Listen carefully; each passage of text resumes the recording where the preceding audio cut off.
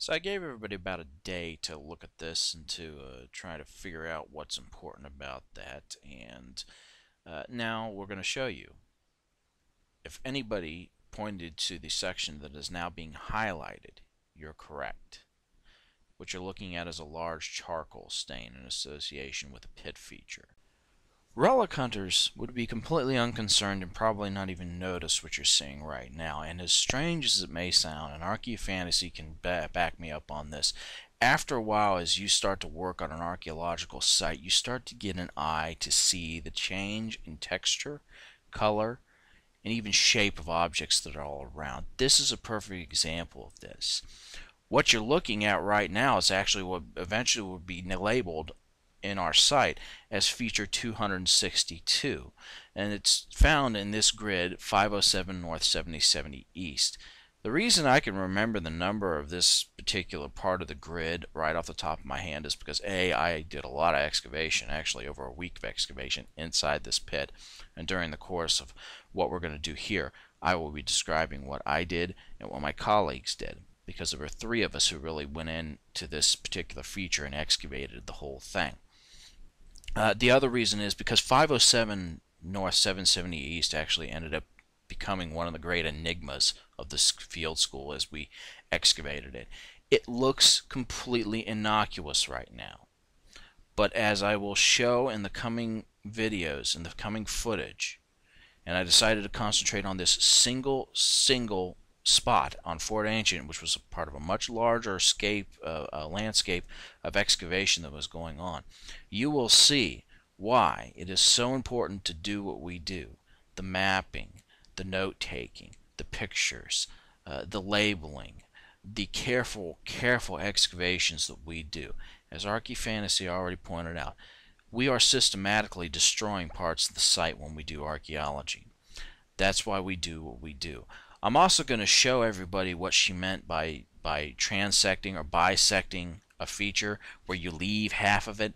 I'm also going to expound a little bit on that to show people something else that we do, which is called coring out a feature, where we take a core sample, we core out the entire feature on occasion, usually post holes, because there's a good chance that we can get material that could be carbon dated out of them, especially charcoal.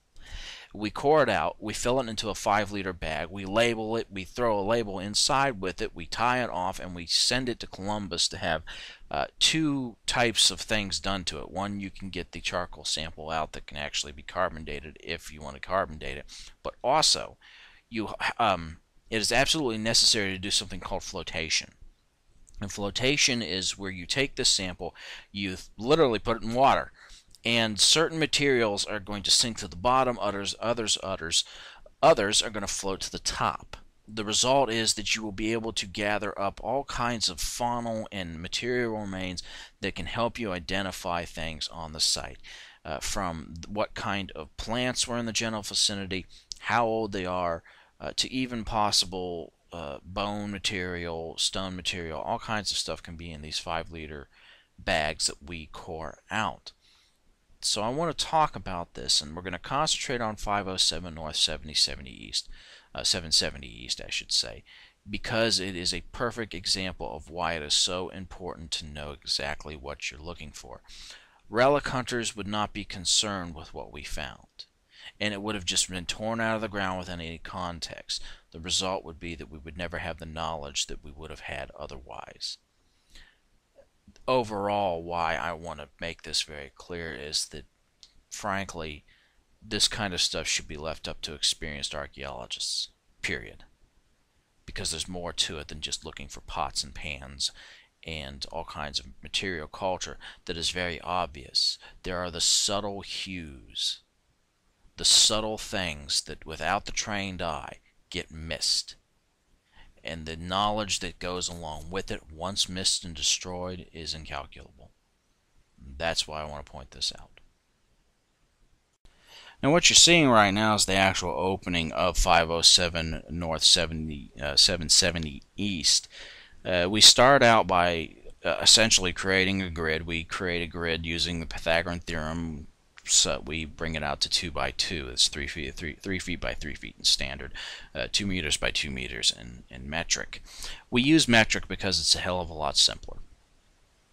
And I know that may sound strange to a lot of us who have grown up in a system, including myself, where you're using standard. And I tell you, standard, let me just put it this way. If I ever meet the motherfucker who decided that we shouldn't have been on metric, I'm punching him right in the mouth. Because using metric is so much easier. And it makes things go along so much quicker, especially once you get used to it. But we do by 2 by 2, 2 meter by 2 meter. And we take initially down the top layer. We take the top layer off. Tends to be about 10 centimeters usually. Then we clear it off. We submit the soil to the sifter so that we can sift out any material that might be important. Believe it or not, every now and then you do find some sort of cultural material near the surface for a reason I'll discuss here in a moment. And when we're done, the initial top layer will look like this. As you can see here, this is the very rough patch that we're using at 507 North 770 East. What you're seeing is what it looks like just after we take the sod off. The top layer has now been removed. Now what we're about to do in this case, what Caitlin, who does the initial investigation here, we're going to remove the first 10 centimeters. And as Archaeofantasy described, we establish a bag for the first 10 centimeters and for every 10 afterwards. And everything that is found as we sift from that layer is placed inside the bag.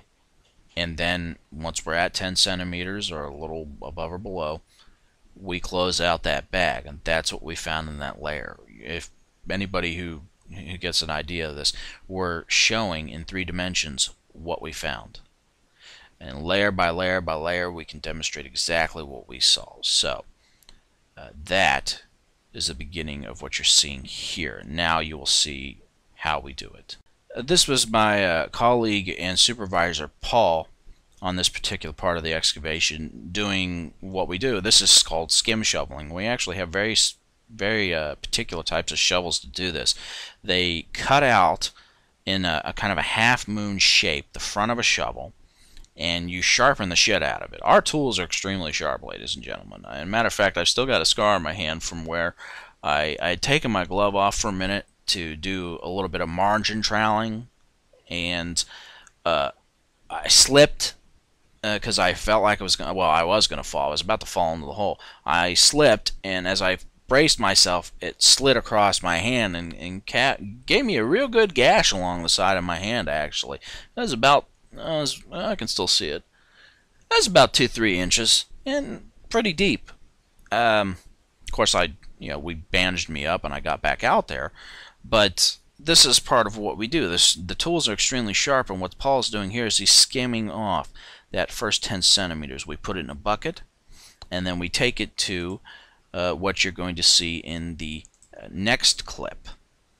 This is the sifter section, and well, you can obviously see what they're doing here. The two, Sandy and Veronica, who are 2 of our volunteers, yeah, I don't know if anybody remembers Archaeofantasy talking about the volunteers who work with archaeologists. These are 2 such individuals right here. They are not actually archaeologists in the sense that they have a degree, but they have worked, particularly if these 2 individuals have worked at Fort Ancient for a long time doing this kind of stuff and on other sites. They know what they're doing. They have the training. They have the ability. So they're not really a worry for us when we're working. And as you can see, Joe there, he is bringing over a whole wheelbarrow full of material to be sifted. Every single bit of dirt has to be sifted. These are fortunately 2 standing sifters. These are a lot easier to use than the sifter you see behind Sandy, which will be on your left of the screen. That's a standing sifter, or a belly sifter, where you have to literally shake it, keeping it standing on these big piles of dirt, believe it or not, and it can be really, really tricky. In fact, if you're not watching what you're doing, it's easy to tip the damn thing over, and that's not something you want to do. You don't want to be that guy. Let's put it that. You don't want to be that guy. So that's what happens after that. Here is the end result of all of this. That's it. That is the 507 North 770 East taken down to its first 10 centimeters. We are pretty much close to beyond the plow zone at this point. It can vary from time to time. And now we're getting ready to actually excavate the feature proper. Now, you can't see it very well, but 262 is actually in there. It's over towards your left. No, wait a minute. I think this is looking south-southeast. So, well, yeah, I think it is over to the left then.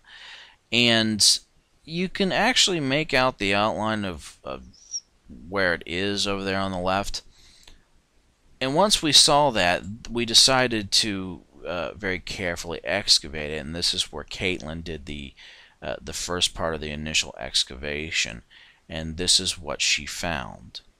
That is 262 right there after it's been officially given its designation, F262, feature 262, 507 North 770 East. Now it becomes a part of the catalog of the site. And as we began to dig, we discovered something fairly interesting, and that is what's going to bring me to my next part of this little soliloquy.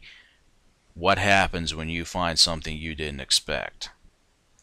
As we were looking at feature 262, and I was skimming the top layer off over here to take it down another few centimeters, I came upon this.